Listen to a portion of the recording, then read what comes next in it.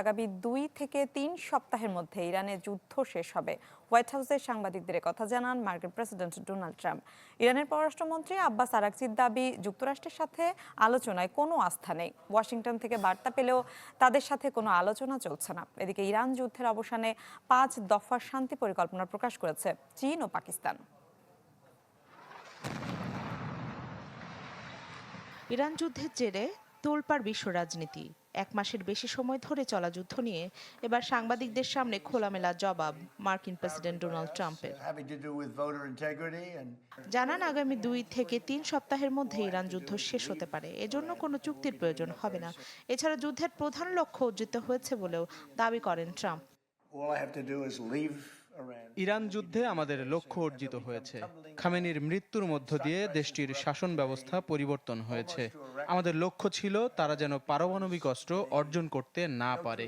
এর অনেকটাই কাছাকাছি আমরা। এদিকে ইরানের পররাষ্ট্রমন্ত্রী জানিয়েছেন, যুক্তরাষ্ট্রের সাথে বার্তা আদান প্রদান হলেও কোনো ধরনের আনুষ্ঠানিক আলোচনা বা সমঝোতা চলছে না। আরও জানান, ওয়াশিংটনের সাথে ইরানের আস্থা এখন শূন্যের কোঠায়।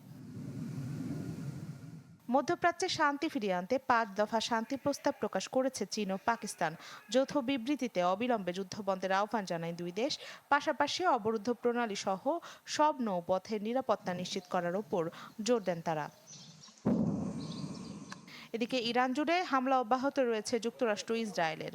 ইস্পাহান ও ফারুক শাহের ওষুধ কোম্পানি ও স্টিল কারখানাগুলোকে করা হচ্ছে লক্ষ্যবস্তু। চলমান উত্তেজনার মধ্যে মার্কিন প্রযুক্তি কোম্পানিগুলোকে টার্গেট করার হুমকি দিয়েছে আইআরজিসি। লক্ষ্যবস্তু হতে পারে বোয়িং, টেসলা, মেটা ও গুগলের মতো প্রতিষ্ঠানও। আমি ভরসা রাখি হিরন স্মার্ট ওয়াটার পিউরিফায়ারে। এদিকে সংযুক্ত আরব আমিরাতে ক্ষেপণাস্ত্রের ধ্বংসাবশেষের আঘাতে এক বাংলাদেশি সহ 4 জন আহত হয়েছেন।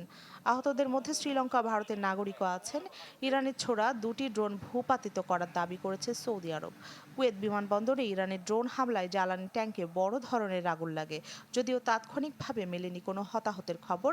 বাহরাইনেও একটি কোম্পানির স্থাপনায় হামলা চালিয়েছে তেহরান।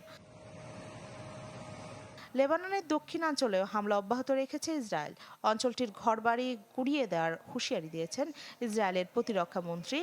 বাস্তুচ্যুতদের ঘরে ফিরতে দেওয়া হবে না দিয়েছেন এমন হুমকিও। এদিকে উত্তর ইসরায়েলে হামলা চালিয়ে যাচ্ছে হিজবুল্লাহ।